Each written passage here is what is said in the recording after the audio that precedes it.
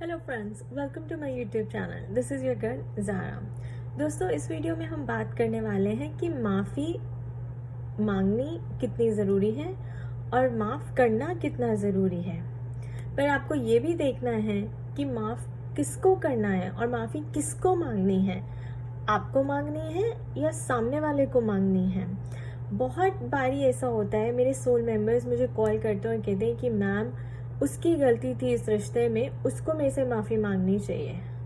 और मुझे तो अगर वो माफ़ी मांग भी लेगा ना तो मुझे बहुत प्रॉब्लम हो रही है उसको माफ़ करने में, क्योंकि मैं तो जो उसने मेरे साथ किया है, मैं तो उसको कभी उसके लिए माफ़ कर ही नहीं सकती। इस वीडियो में हम यही बात करने वाले हैं कि माफ़ आपने अपने आप को करना है। माफ़ी आपको अपने आप से मांगनी है। हमें लगता है कि सामने वाले की गलती है और सामने वाले को हमसे माफ़ी मांगनी चाहिए, बट क्या कभी आपने बैठ के सोचा है कि आपकी भी उतनी ही गलती हो सकती है उस रिश्ते में? और क्या आप अपनी गलती के लिए माफ़ी मांग रही हैं? और मांग भी रही हैं तो किससे मांग रही हैं? अपनी गलती की माफ़ी तो आप अपने आप से ही मांगेंगी ना, और माफ़ भी आप अपने आप को ही करेंगी। तो चलिए, अब हम एक रियल लाइफ का एग्जाम्पल ले रहे हैं, मेरी किसी सोल मेंबर का, जिन्होंने इनसे गो थ्रू किया है एंड कैसे वो उससे बाहर आई, कैसे उन्होंने अपने आप को हील किया और कैसे अब वो अपना एक इंस्टाग्राम ब्लॉग चला रही हैं। दोस्तों, हुआ क्या, she is only 27 years old and may be 25, sorry. वो अब एक रिश्ते में थी, 4 साल से किसी लड़के के साथ एक रिश्ते में थी। बहुत अच्छा रिश्ता चल रहा था। She was very happy. She felt like वो लड़का उसको रिस्पेक्ट करता है, बहुत अच्छे से ट्रीट करता है, पैम्पर करता है, and she loves being in that relationship and she really enjoys in being in that relationship, being in that relationship with him. तो लड़की ने काफ़ी लड़के को भी रिस्पेक्ट दी एंड अच्छी कॉन्वर्सेशन होती थी, सब कुछ था रिश्ते में। So she was very happy with him. और जो लड़की भी है वो काफ़ी एजुकेटेड है और लड़का भी अच्छी फैमिली से बिलोंग करता है। तो हुआ क्या कि 4 साल बाद लड़के ने लड़की को बोला कि अब वो आपके साथ नहीं रहना चाहता है, वो किसी और को देख रहा है क्योंकि उसका फैमिली प्रेशर है और वो शायद उसी से शादी करेगा। तो गर्ल गॉट रियली अपसेट। वो कहती कि ऐसे कैसे हो सकता है, 4 साल से तो तुम मेरे साथ हो और तुम मुझे बोल रहे हो हम सोच रहे हैं कि हम शादी करेंगे। तुम मेरी फैमिली से बात करने वाले हो और अपनी फैमिली में तुमने मेरे बारे में बता दिया है और अब मेरे को अपनी फैमिली में बताना है ताकि हमारा रिश्ता हो सके। And he completely denied. वो बिल्कुल मुकर गया और उसने बोला कि ऐसी बात हमारे बीच में हुई थी, लेकिन अब मेरी फैमिलीज इन्वॉल्व्ड हैं। हम उस लड़की को जिससे मैं शादी करने वाला हूँ या उसको देख रहा हूँ, जिससे बातें भी कर रहा हूँ, उसको मेरी फैमिली जानती है और मैं भी जानता हूँ और मुझे अब फैमिली के प्रेशर में आके वहीं जाना पड़ेगा। तो उसने धीरे धीरे लड़की से बात करनी बंद कर दी और फिर मिलना जुलना भी बिल्कुल बंद कर दिया। और जिस दूसरी लड़की से अब उसकी शादी होने वाली है वो उससे मिलता है, उससे बातें करता है। और कोइंसिडेंटली वो लड़की जिसको वो देख रहा है, वो लड़की इस लड़की की फ्रेंड है।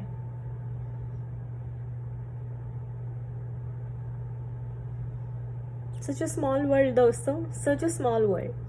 अब इस लड़की को तो गुस्सा आ गया और उसको लगा कि वो मुझे फ़ोन करके कहती है, मैम मैं तो चाहती हूँ कि मैं उसको जाके सब कुछ बता दूँ कि this guy is a player and he is not loyal to any girl. वो तुमसे भी बातें कर रहा था, मेरे से भी बातें कर रहा था, तुम्हें भी चीट कर रहा था, मुझे भी चीट कर रहा था, और आगे भी पता नहीं क्या करेगा शादी के बाद अगर उसका इतना फ्लर्टेशियस एटीट्यूड है तो the girl felt used and cheated. और अब जब उसने मिलना बंद कर दिया है तो उससे बर्दाश्त नहीं हो रहा कि उसने इतनी बड़ी गलती कैसे कर दी अपने साथ।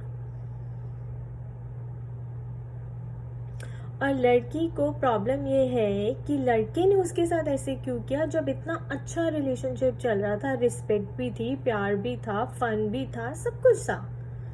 Then what happened? Then why would a guy cheat on her with somebody else? तो लड़की को ये बर्दाश्त ही नहीं हो रहा, उसको समझ ही नहीं आ रहा, वो जवाब ढूंढ रही है, मुझसे बात कर रही है. तो मैंने उससे पूछा कि एक बात बताओ, क्या उसने कभी तुम्हें ज़बरदस्ती बोला था रिलेशनशिप में आने के लिए? तो लड़की ने कहा कि नहीं, मैं अपनी मर्जी से इन्वॉल्व थी. तो अगर आप वॉलंटरी इन्वॉल्व थे तो how can you feel cheated and used? You can not feel used. वो भी अपनी मर्जी से था उस रिश्ते में और आप भी उस रिश्ते में अपनी मर्जी से थे. लड़की ने ये भी कन्फेस किया कि मैम मुझे पहले भी बहुत रेड फ्लैग्स मिल रहे थे और ऐसे साइंस मिल रहे थे कि ये कभी कभी मेरे को झूठ बोलता है, मैनिपुलेट करता है और मेरे सामने ऐसे रोने का ड्रामा करता है, इमोशनली मेरे को ब्लैकमेल करता है कि तुम ही हो मेरी लाइफ में और कोई भी नहीं है, कुछ भी नहीं है तुम्हारे सिवा. तो जब आपको इतने रेड फ्लैग्स मिल रहे थे फिर भी आपने रिलेशनशिप को कंटिन्यू किया, ये आपकी दूसरी गलती है दोस्तों. तो क्या आपको इसको एक्सेप्ट नहीं करना चाहिए? अब आप एक्सपेक्ट कर रही हैं कि लड़के को कुछ क्यों नहीं हो रहा, सब कुछ मुझे ही क्यों हो रहा है? आपको इसलिए हो रहा है क्योंकि you gave your 100% into the relationship. You had a blind faith. But the boy was not serious. Maybe he was not ready for a serious relationship yet. और आप भी अभी सिर्फ 25 years की ही हैं, आपके लिए भी आगे पूरी दुनिया पड़ी है. ये this is a time of exploration. कोई भी इस एज पे इतनी जल्दी सीरियस नहीं होता, बट गर्ल्स हो जाती हैं क्योंकि वो थोड़ी सी इमोशनल होती हैं. So you were serious in the relationship because everything was good, but the guy was not serious in the relationship because उसका जो attitude है वो काफी flirty है, flirtatious attitude है. He doesn't like to get serious easily, and most of the time boys don't, right? We all know that. पर अब क्या अब आप जबरदस्ती तो उसके साथ रह नहीं सकती, जबरदस्ती उसको अपने साथ रख भी नहीं सकती. It's his choice and it's yours. जितनी आपकी फ्री विल है उसकी उतनी उसकी भी फ्री विल है. तो अब आपको बुरा लग रहा है कि उस लड़की को बुरा क्यों नहीं लग रहा और सारा बुरा मुझे ही क्यों लग रहा है?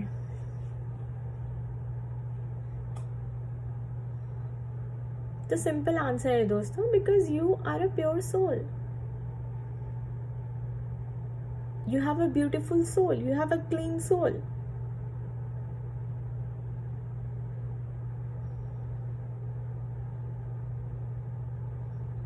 जरूरी नहीं है कि सामने वाले ने चीट किया हो तो आप भी उसे चीट करें, बदला लें. ठीक है, इसलिए आपको बुरा, आपकी आत्मा को बुरा लग रहा है कि मेरे साथ बुरा हुआ, जबकि मैं तो अच्छी हूं, मैं तो सीरियस थी रिलेशनशिप में और मैं तो उसके ऊपर फेथ भी कर रही थी.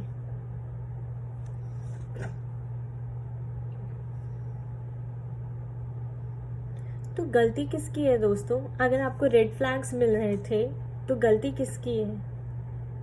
और फिर भी आपने रिलेशनशिप को कंटिन्यू करा, तो गलती आपकी है. आप प्रैक्टिकल नहीं हुई, आप इमोशनल फूल बनी रही. तो अपोलोजाइज कौन करेगा दोस्तों? लड़का या आप? डेफिनेटली जिसको बुरा लग रहा है और जिसको अपनी गलती समझ आएगी, आप ही करेंगी ना. आप ही अपने आप को अपोलोजाइज करेंगी.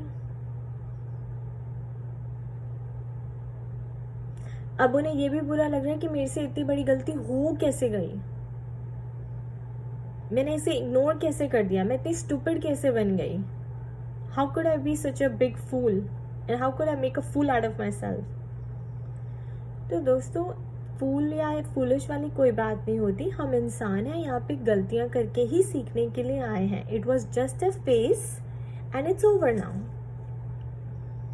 आप अपना पर्सपेक्टिव चेंज करिए और इसको ऐसे देखिए कि वो लड़का आपकी लाइफ में आपको एक लेसन सिखाने के लिए आया था, आपको स्ट्रांग बनाने के लिए आया था. Did you lose anything? Nothing at all. आपके पेरेंट्स को नहीं पता, किसी को कुछ नहीं पता. It was just a passing affair and it's over.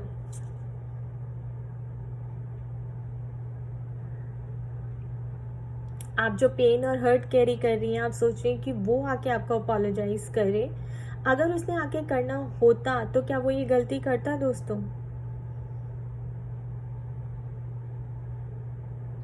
जो ऐसी गलती करते हैं, क्या आप उससे कभी भी माफी की उम्मीद रख सकते हैं? जिनको करने के बाद कोई फर्क भी नहीं पड़ रहा. He is happy, he is dating another girl.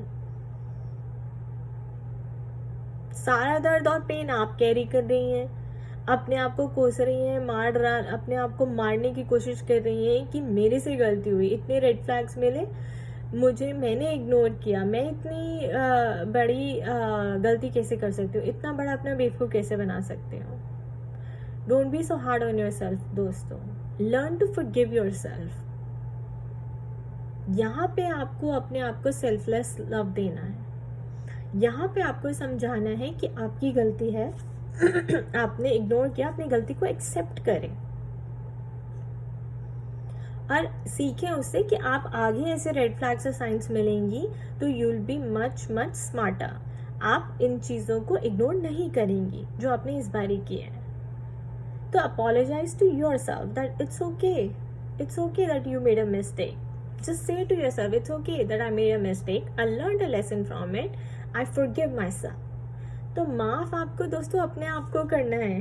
Apologise भी आपको अपने आप को करना है, बजाय इसके कि एक्सपेक्ट करने की उसने आपको चीट किया, यूज़ किया और वो आके आपको माफ़ करे, या वो आपसे आके माफ़ी मांगे और फिर आप उसको माफ़ करें. ऐसा नहीं होता दोस्तों. ये लेसन जो है, ये जो आपकी लाइफ में ये इतना सिचुएशन हुई है, ये आपको कुछ सिखाने के लिए आई थी. और आप डिवाइन फेमिनिन्स की ही अवेकनिंग पहले होती है, तो आप ही अवेकन हुई हैं, आप अपने ऊपर काम करना चाहती हैं, इसीलिए आप मेरे को फ़ोन करके गाइडेंस ले रही हैं. एक्सेप्ट करना मुश्किल होता है लेकिन नामुमकिन नहीं है दोस्तों. It's not impossible to do.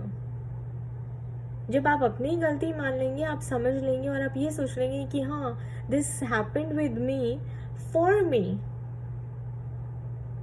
this happened so that I could learn something from it. This happened so that I could become a smarter person in life. This happened so that I could become a stronger person in life. Instead of being an emotional fool, I become more practical in life. तो जब आपको ऐसे red flags और science मिले, या तो आप step back करें और अपने रिलेशनशिप को रीएनालाइज करें बिफोर आप इतनी आगे तक पहुंच जाएं जहां पे आपको आपके साथ कुछ बुरा हो.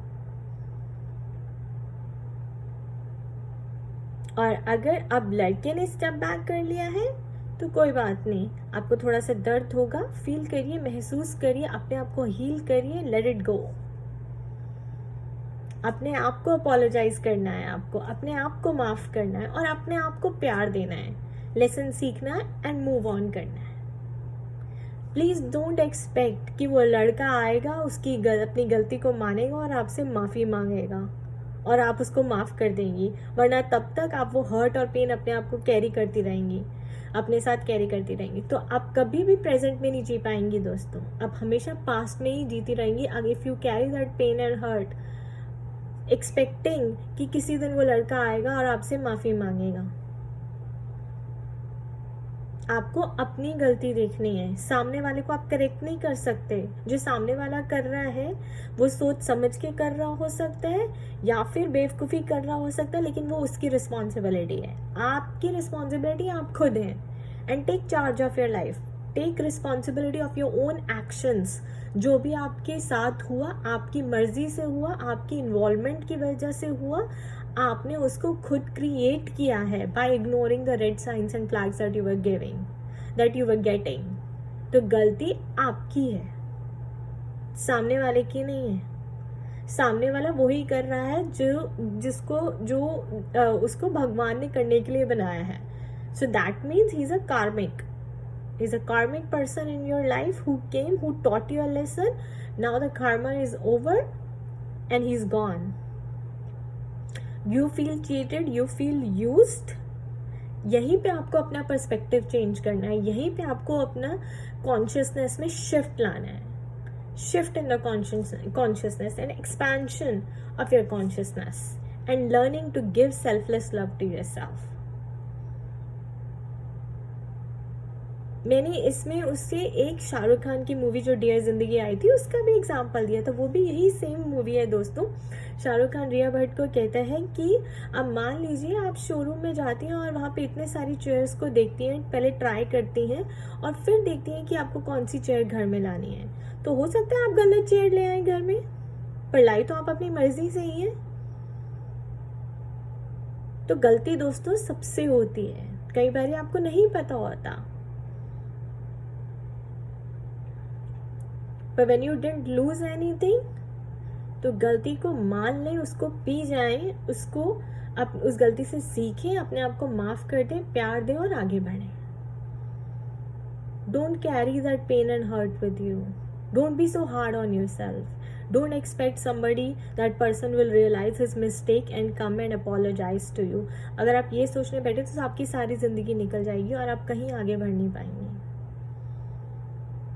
तो अगर आपकी लाइफ में ऐसी कोई भी सिचुएशन है, आप इससे रिलेट करते हो, तो sit back, talk to yourself. देखिए कि जो भी हुआ आपकी मर्जी से हुआ, जो भी हुआ आपने खुद क्रिएट किया.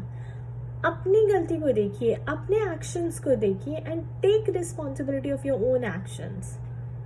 जब आप अपनी लाइफ का चार्ज खुद लेते हैं ना दोस्तों, that is the biggest empowerment. तब आप इतना पावरफुल फील करते हैं लाइफ में कि आपको अंदाजा भी नहीं है.